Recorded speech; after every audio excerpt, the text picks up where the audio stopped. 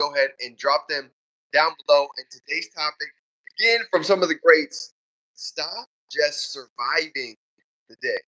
Jim Rohn talks about there's two types of people. There's somebody that runs the day, and there's somebody that has the day run them. So today we're talking about getting into the other side, taking advantage of the day. So let's get started with some gratitude. Anything anybody's grateful for, throw it down below. Grateful for God, grateful for each of you, grateful for another day to be alive, grateful to grow the network, to stretch, to get 1% better than yesterday. So let's get into it. Let's talk about it.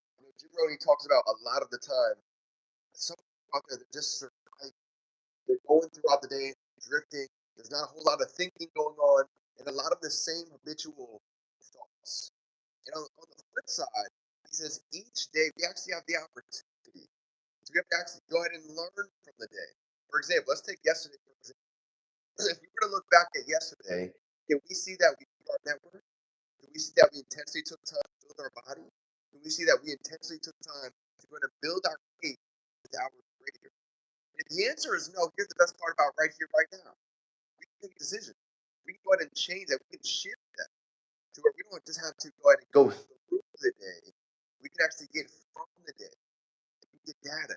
We can get knowledge. We can get wisdom so we can go ahead and take this at nighttime, analyze it, and see how we can get a little bit better. That's the game.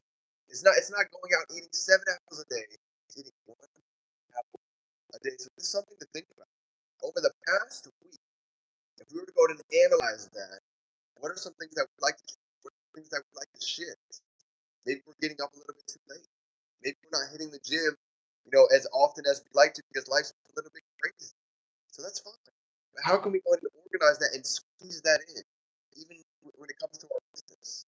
I was talking to somebody yesterday, like, Dylan, I'm tired. Pour into our cup. So if we don't pour into us, we're giving with an empty cup, and this is why so many people end up feeling drained.